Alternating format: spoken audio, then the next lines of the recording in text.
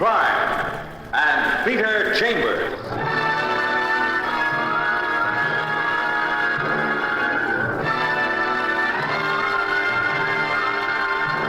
Created by Henry Kane, transcribed and starring as Peter Chambers, Dane Clark. You're a private eye. That's your business. Anything else? That's for laughs.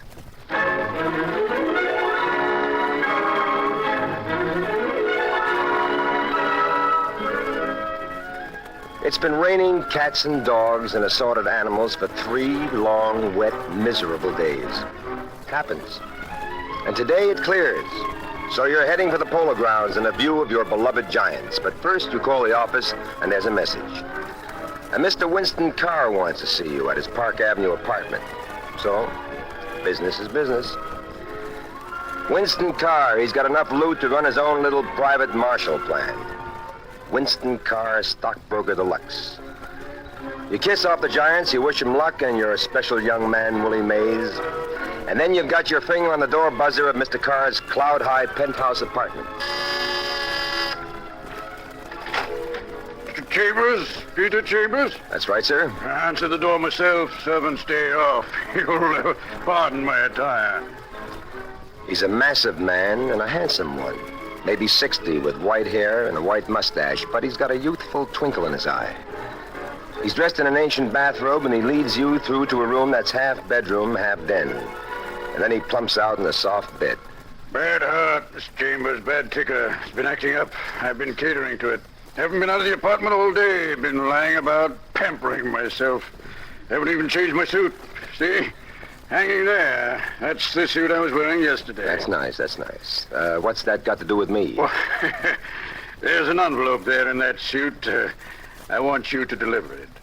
And for that, you need a Private Richard? Private Richard? That's a cute term. Never heard it before. Private Richard, private eye, confidential agent. It all adds up to the same thing, usually a patsy. You're rather a cynical one, aren't you, sir? No, but maybe I'm in a bad humor. I was looking forward to seeing the Giants this afternoon. Giants, my favorite ball club. I'm quite a fan. Couldn't resist business, could you, Mr. Chambers? Matter of fact, I couldn't. Can you, Mr. Carr? Well, business, young man, is business, and let's get to it right now. Though since you've made a sacrifice in coming here, your fee is hereby doubled. And how much was it single? $100, now $200. For what, Mr. Carr? For delivering an envelope. Delivering an envelope? Sort of a glorified messenger boy, wouldn't you say? Well, it's important and valuable. And your reputation is such that I know I can trust you with it. And whom do I deliver it to? Henry Martell at his apartment, 1020 Central Park West. He should be waiting for it. I promised it for this afternoon. Am I to get a receipt? Oh, no receipt necessary. You see, Mr. Martell is about to be engaged to my daughter. Daughter? My daughter, Loretta. Only child, very dear to me. Only real thing dear to me since my good wife died. Anyway, Mr. Martell is going into business, and I'm sort of helping him with the contents of that envelope. I'm not quite up to delivering it myself today, so... Okay, Mr. Carr, I'm to deliver an envelope. Where is it? In the inside jacket pocket, Mr. Chambers. Sure. Yep, right there. That's it. And from my wallet, please help yourself to $200.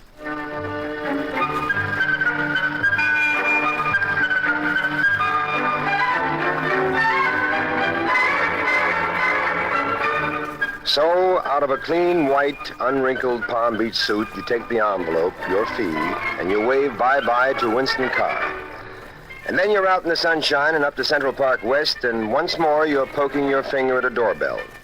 This one over an engraved card, Mr. Henry Martell.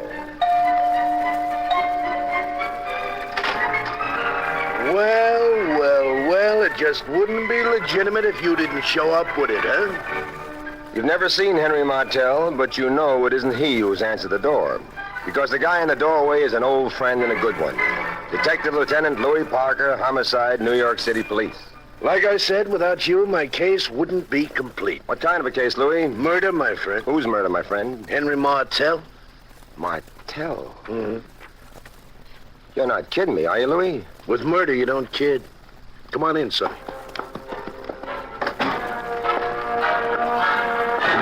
Cops working over a cadaver.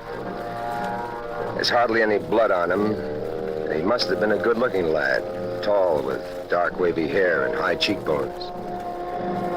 Cops are cops and a cadaver is a cadaver. But there's one incongruous note in the room. A sobbing blonde standing near the window, teetering like a drunk on a tightrope. Pete, Yeah, Louis? you happen to know the dame? No, who is she? Says she's Loretta Carr. Says she's the daughter of that mogul, Winston Carr. Oh, Loretta Carr. Did she kill him? She says she didn't. Haven't questioned her closely yet. As you can see, she's standing there like she's going to faint. I'm giving her a little time to settle down. How did he get it? Bullets in this gun right here. No prints on it. We got the call from the girl, this Loretta. Claims she dropped in on him for cocktails or something. Door was open, found him like that, dead. Gun on the floor. Is it possible that it was suicide? No, Pete. Gun was 20 feet away from him. Guy doesn't shoot himself and then die, then throw the gun away. No. Looks like my boys are finished. Let me get them out of here.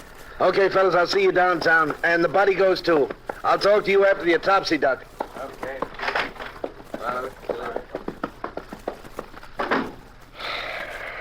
Now, Miss Carr, just a few short questions. Huh? Yes, Lieutenant. Oh, Loretta Carr, this is Peter Chambers. How do you do, Miss Carr? How do you do? Miss Carr, we know all the details of your finding him, calling the thing into us. Now, what were you doing here? I mean, how well did you know her? I knew Henry, Mr. Martell, for the past 6 months. We were going to be engaged to be married. I can verify that, Louis. Just wait your turn. Huh? I'm saving you for later. Okay, Miss Carr. How old are you? 20, Mm-hmm. How old was Mr. Martell? 35. Did you have your parents consent to this prospective engagement?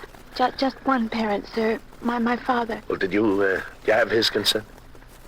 At first he objected, but then he came around to my way of thinking. And what were his objections at first? That Mr. Martell was too old for me. That he wasn't exactly the type of person that he'd imagined I'd fall in love with. Oh, you know how fathers are. Yeah. But slowly, I won him over. And then we had his consent. I see. Now, how'd you meet Mr. Martell? I was introduced to him at a cocktail party. Okay, Miss Carr, that about does it for now. You can go home, but please be available, huh? Thank you, Lieutenant.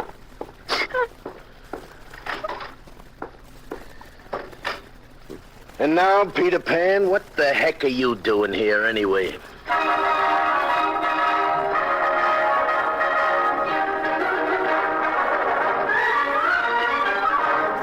You bring him up to date fast. He gives you full concentration, nodding his head up and down like a small boy watching a bouncing act on a trampoline. And then... Okay, let's have it. Have what, Lieutenant? You know what? The envelope. Envelope, Lieutenant? Come on. It's a murder case I'm working on. This ain't a game of badminton. Oh, badminton yet. These modern cops, all right, Lieutenant? The envelope. Naughty, naughty. You're opening other people's mail. Hey, Pete, you know what's in this? Love Sonnet by William Shakespeare. 100,000 bananas. $100,000 bills, cash money. Oh, he certainly did approve of his prospective son-in-law, didn't he, Louis? All right, you've done your bit. You've delivered your envelope. Police will take possession for the time being. I'll go up to the old man personally, explain the situation. And what do I do in the meantime? No, you go to a ball game or something. Too late for the ball game. Oh, that woolly maid. Well, then go to your office and sit and pray. Maybe business will fall in.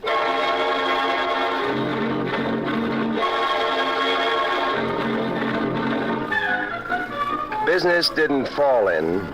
It wafted across the wires of Alexander Bell's invention. Or was that Don Amici? Hello. I want you to come down here right away. Who wants me to come where and why? Me. Well, who that? Hey, I've been Morse. Don't you know my voice? You're supposed to be a private eye. Herbie, I am a private eye. I'm not a privateer. What's on your alleged mind? I want you to come down here. Where's here? My office, right away. What's the matter, Herbie? Trouble, what else? When I call on you, it ain't so you should teach me to mumble. Now come on, pal, get on your horse.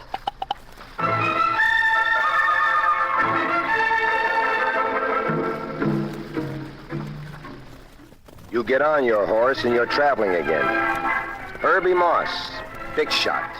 Bookmaker's bookmaker, commission brokers they call him. Herbie Moss, angle guy from way back, slippery as a lemon pit in olive oil. His office is a fancy spread on Lower Broadway. Well, the old charmer's handsome as ever. Come in, you're gonna earn yourself a hunk of change. Herbie Moss, about 40 and not bad looking, and dressed, of course, in the latest of hand tailoring. Okay, I come right to the point. And what's the point? First, your fee. 500 clams, which I hand over like so. Well, thank you, Herbie. You've made your first point. Now what? Ever hear of Martel? Henry Martel? What about him? He got cooled this afternoon. That's what about him. What's that got to do with you? Nothing, not a thing, except it's my gun he happens to get cooled with. Your gun? Nobody else's, pal. My gun, Herbie Moss. Cops know about this? They trace it to me quick, and they yank me in. So what are you doing out? My lawyer gets me out. One of them writs, habeas, maybeas, what do I know? I'm out, but I ain't in the clear. That's your job, to put me in the clear. You, kill him, Herbie? No, I did not kill him. You know him, this Henry Martel? No, I, never hated a bum in my life. Herbie, my boy, just for the record, if I find that you are mixed up in this, I turn you in anyway. And you're stuck with the $500 fee. I am mixed up in nothing, I tell you. All right. I lent that heater to a dame. When? About, 6 months ago. Who's the doll? Doll is right. Don't trip over that, pal. That's dynamite. Joyce Doreen, a model. Tall, dark, and with a shape. Oh, brother. All right. What's the address? It's in the phone book. And let me tell you, I've seen them all, big and small. But this Joyce Doreen...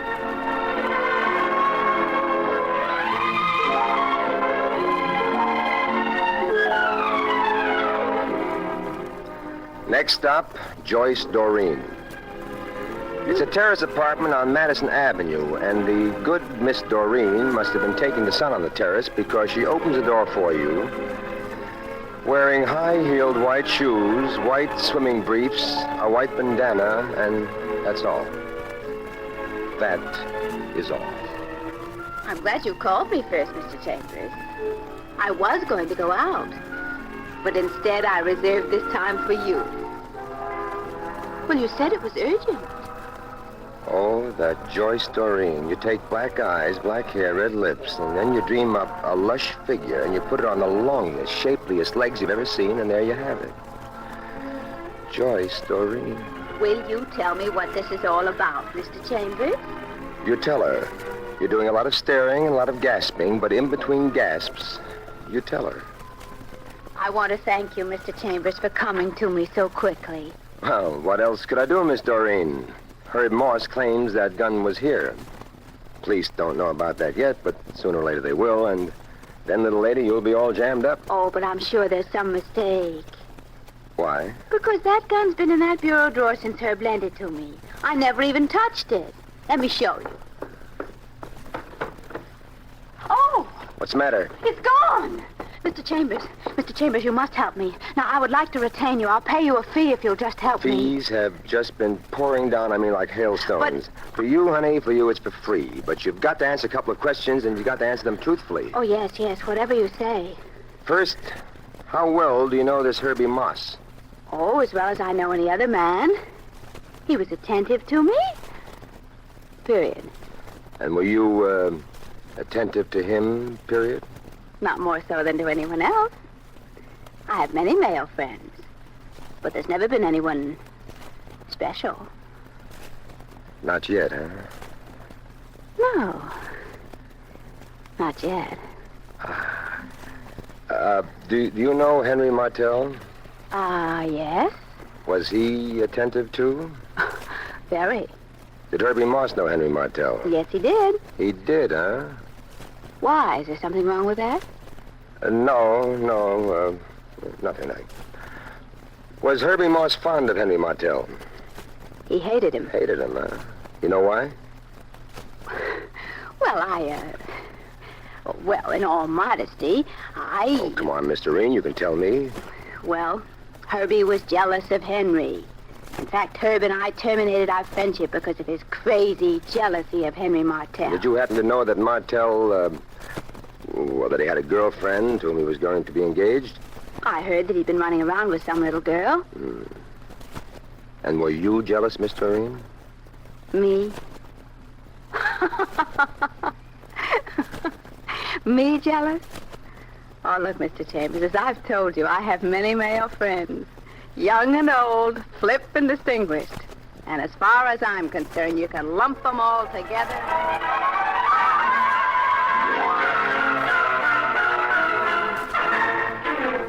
Faithfully, you promised to keep her abreast of events. And then you make tracks for Parker's office to sort of catch up on events yourself. Pete, my boy, that's the sum and total of it. Herbie Morse is our number one suspect, but we just don't have enough to hold him. What about this Henry Martell? What about him? What kind of a guy? Well, he's a fringe guy, man about town. Strictly a phony, a live by the wits guy. Never arrested, never convicted. He had a few brushes with the law. Oh? The last time, when he belted a private eye. Belted a private eye? Who? Barry Miller. A couple of months ago, when you were on the West Coast, claimed the eye was tailing him, annoying him. Anything else? No, nothing. Louis, you ever hear of Joyce Doreen? Am I supposed to? I don't know yet. Well, find out for me sometime, huh? Lieutenant, I intend to do just that. Ah, it starts. Already it begins to make with a dame, huh?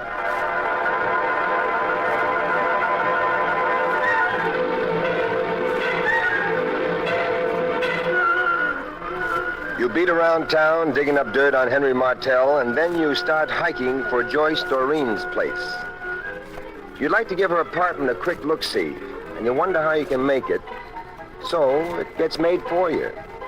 You're outside her door, and you can hear the finish of an argument inside. And I say you used my gun to knock him off, and like that you put me in a spot. I'd like to punch you right square in the jaw. I wouldn't. I wouldn't. Herbie comes tearing out and goes past you without even a friendly howdy-do. And you mosey in, and there's Miss Doreen laid out neat and comfortable. She'll come to in time, but this isn't the time. You give the apartment a quick frisk, and you come up with, guess what? A little old address book. Gal wouldn't be a gal without a little old address book. You look through it, and bang, your case opens up and unfolds for you. You get out of there, and you call Parker, and you're told that Parker's at Carr's place. So that's your next stop. Winston Carr's in bed, and Parker's near talking to him. Loretta let you in and then went away, and Parker's a little peeved. You again? What are you doing here? I'm wrapping up your case for you, Louis. Like how? Like giving you the murderer. And who would that be, Mr. Chambers? You, Mr. Winston Carr. Oh, easy, Petey boy. You know what you're doing? I know what I'm doing, all right. Now, how do you want Louis, right side up or wrong side under? Any way at all, as long as it makes sense. Well, I'll do it straight first, and then I'll tack the evidence onto it. Any way you like, Detective. Winston Carr with an only daughter. Apple of his eye. She latches onto a phony.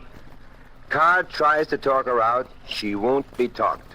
Carr puts a private eye on him and gets convinced that Martell is a phony. Private eye? Uh-huh. At Barry Miller? How could you people know that? Quiet, Mr. Carr. Let him talk. Now, Carr pretends he okays the engagement of his daughter, but he sounds out Martell. Martell wants 100 G's as an out price. But Carr is a businessman, so he goes there and he shoots him. How am I doing, Mr. Carr? Very well, young man. Too well. I can't fight this. I'm too old and too sick. But I won't knuckle under either. It's evidence that convicts. Oh, you want evidence? All right, listen. Now, here's a businessman, Louis, that says he's going to help his prospective son-in-law in business. Now, how would he do it? Not by $100,000 in cash? Of course not. It would be a check or nothing. Well, then why? As a cover-up. After he knocked him off, he used me to deliver 100 G's to Martell, supposed to show that he had affection for the guy, you know. Now, he used me as a delivery boy, strictly as a cover-up. He was in bed all day. Says he didn't even change out of yesterday's suit. Well, take a look, Lieutenant. There's a suit hanging there. Okay, I'm looking. Palm Beach suit, clean, white, unwrinkled. It's been worn, but it wasn't worn yesterday. It was worn today. Pete, how do you know? Because it was pouring cats and dogs yesterday. And if he wore it in that rain, it wouldn't be clean, white, and unwrinkled. All right, enough. What about the gun? Look, if Herbie Moss used that gun, you think he'd be crazy enough to leave it there? Well, then where did this guy He get? stole it out of a bureau drawer. What bureau drawer? Doll by name, Joyce Doreen. Oh. Herbie gave her the gun, and Carr here lifted it from her. Convince her? Well, here's a little old address book, Louis. Belongs to Joyce Doreen. And under the initial C, guess whose name is there? Big as life. All right, enough. Enough. Enough.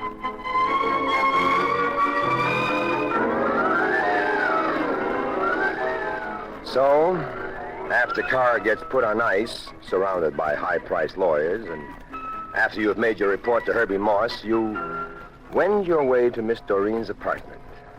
And you tell her she's out of the mess, and you're about to give her details when...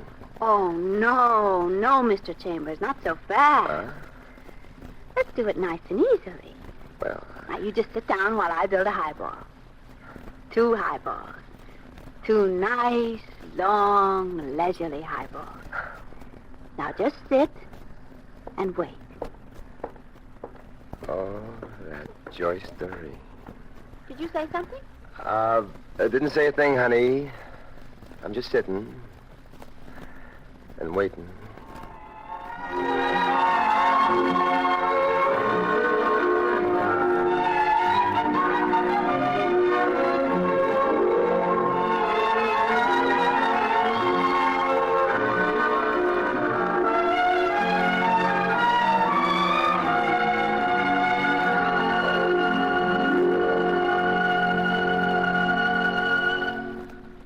And there you've had Crime and Peter Chambers.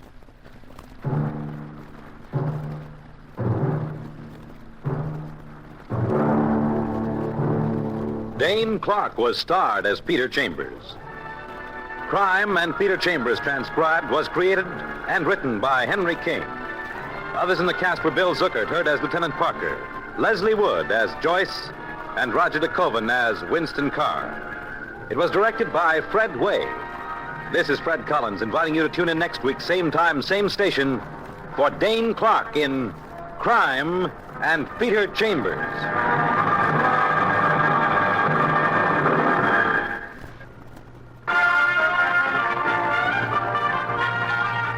This is the United States Armed Forces Radio and Television Service.